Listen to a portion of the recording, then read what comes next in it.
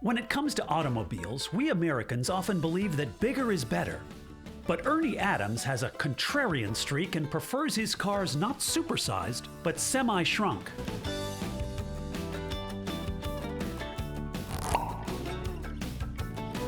Hey, Ernie Adams, right? Yes. You're sort of the father of the dwarf car. I am, yes. Can I call you the dwarf car king? They call me the little car guy. How many of these have you built? There's about 12 of them. This is a 32 Ford three-window coupe. It's got everything the real car had. And this pops up sideways, right? It's got a Toyota four-cylinder Hemi under there. Now, Toyota engines because they're smaller? Yeah, they're only like 18 inches long. What's the scale of these to the original car? About 11/16 of the real car. 11/6, that's very detailed. And they're all homemade, right? All homemade from scratch, from flat sheet metal. You don't just take a bigger version of this car and cut the parts down. We make the complete body and everything. The only thing we buy would be the lights. That's a 1940 Mercury chop top coupe. It's got a name here, Ernie, Cradle of Love. Yeah. How did you come up with that? Well, I have a lady that cruised with me for 11 years. That was your eventual wife, wasn't it? No. This is the first metal car that I built in 1965. And all I had was a homemade hacksaw to cut down through the refrigerators. It's all made of refrigerators, Yeah, there's 9 refrigerators involved in this. which means it's naturally air conditioned. Yeah? Well, yeah, naturally 2 windows down, 40 miles an hour.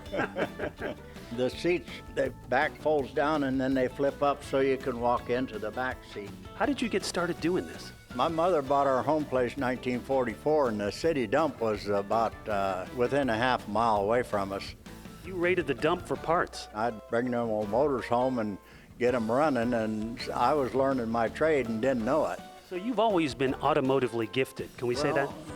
Yeah, this is a 1954 Chevy Bel Air called Little Bitty. That's a 1942 Ford convertible. I drove that car to Chicago and back from Phoenix. These are all street legal, meaning you could take these on any road in the country? Yeah. Well, I looked in the dictionary and it said to dwarf something is to make it smaller, so we called them dwarfs. I would have gone with size challenged. With what? What's this? That's my hillbilly car. Looks like you got an outhouse on the top here.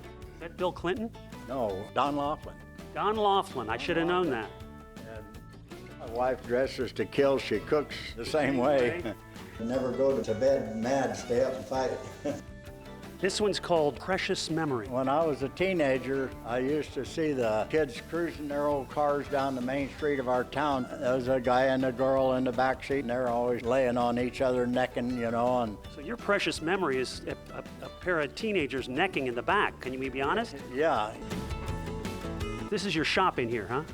well, this is the birthing room. This is where they all start from scratch. This is going to be a 41 Chevy, 2-door sedan. How long you been working on it? I've got a year and a half in this now. That's the grill out of an original car, so you can see the difference, how much smaller this car is than the original. Oh, you dwarfed it good. Ernie, you and I are not of small stature. You're what, 6? 6 foot. I'm 6'1.5". You're saying we're going to get into this dwarf car and be comfortable. I hope we'll be comfortable. There's not a lot of leg room, but I'm not kissing my knees. We didn't need Quaker oil to get in here. Oh, she purrs like a kitten. Go somewhere? Let's go somewhere.